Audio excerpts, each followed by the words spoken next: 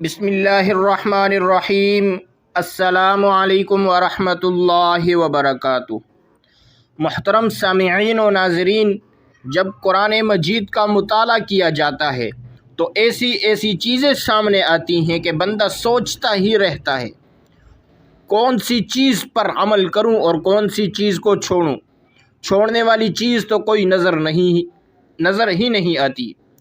اس کی صورتوں کو دیکھو، آیت مبارکہ کو دیکھو، رکوع کو دیکھو، سپاروں کو دیکھو، ہر آیت میں اور ہر سپارے میں اور ہر منزل کے اندر اور پورے قرآن کے اندر جہاں اللہ کی حمد و ثنا، وہاں پیارے رسول صلی اللہ علیہ وسلم کی شان کا ذکر ہے۔ اور اس کے بعد کتنی بڑی فائدوں والی چیزیں ہیں۔ ہر آیت کے اندر عظیم فائدہ نظر آتا ہے۔ سورہ اخلاص کو دیکھو، عظیم فائدہ۔ سورہ کوثر کو دیکھو، عظیم فائدہ۔ سورہ یاسین کو دیکھو، عظیم فائدہ۔ آیت الکرسی کو دیکھو، عظیم فائدہ۔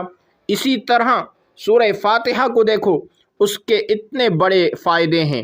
اللہ نے حکم دے دیا اس کو نماز کے اندر پڑھو، پھر نماز کی ہر رکعت کے اندر پڑھو، فرائض کے اندر پڑھو، نوافل کے اندر پڑھو، تہجد کے اندر پڑھو۔ اس لیے یہ تو سارے قرآن کا خلاصہ ہے، یہ تو سارے قرآن کا نچوڑ ہے جو الحمد سے لے کر والناس تک قرآن کے اندر ذکر ہے۔ وہ سارے کے سارے قرآن پاک کا ذکر سورہ فاتحہ کے اندر ہے۔ وہ ساری عظمتیں، ساری برکتیں اللہ رب العزت نے سورہ فاتحہ کے اندر رکھ دیں۔ تو اس سورت کا ایک خاص وظیفہ ہے جو انسان کے لیے بہت ہی مفید ہے، ایمان والوں کے لیے بہت مفید ہے۔ اور یہ فرمایا قرآن فائدہ ہی ایمان والوں کے لیے اور تقوی والوں کو دیتا ہے۔ جو ایمان والے نہیں ہیں، جس نے اللہ پر، قرآن پر، قیامت کے دن پر، فرشتوں پر اور جنت اور جہنم کے اوپر اور قبر کے عذاب پر کوئی یقین ہی نہیں رکھا، ان کو کوئی اہمیت ہی نہیں دی، اس کو قرآن بھی کوئی فائدہ نہیں دے گا۔ یہ قرآن نے خود بتا دیا اس کے اندر فائدہ ہے ایمان والوں کے لیے۔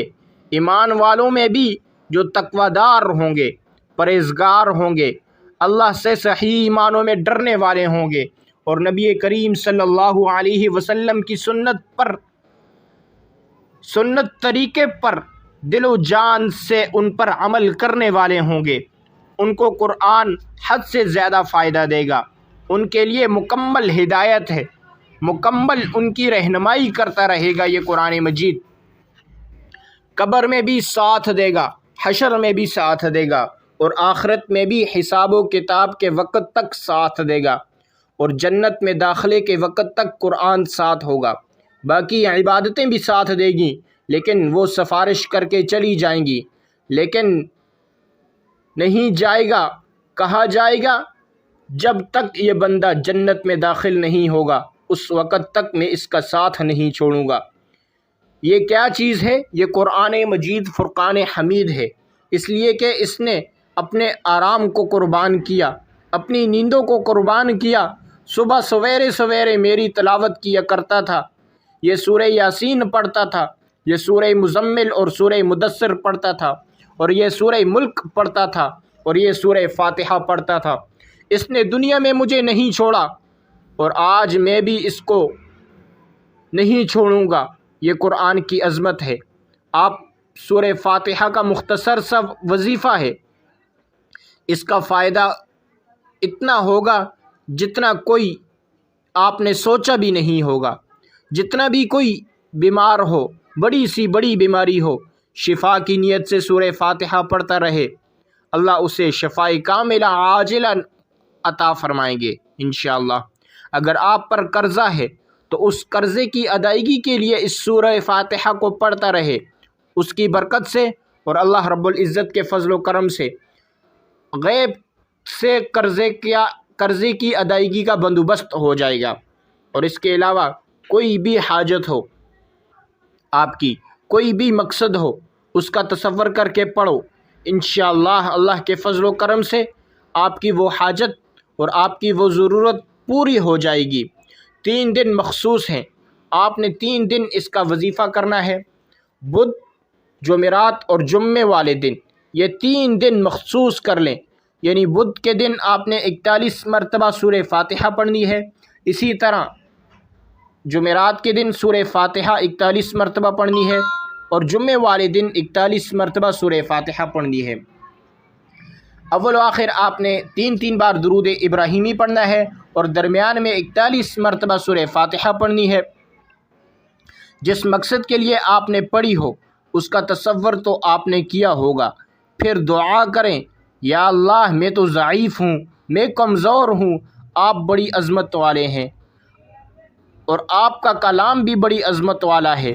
میں آپ کے کلام کو پڑھ کر آپ سے درخواست کرتا ہوں کہ یا اللہ میری اس درخواست کو، میری اس گزارش کو قبول فرما، اور میری اس پریشانی کو دور فرما۔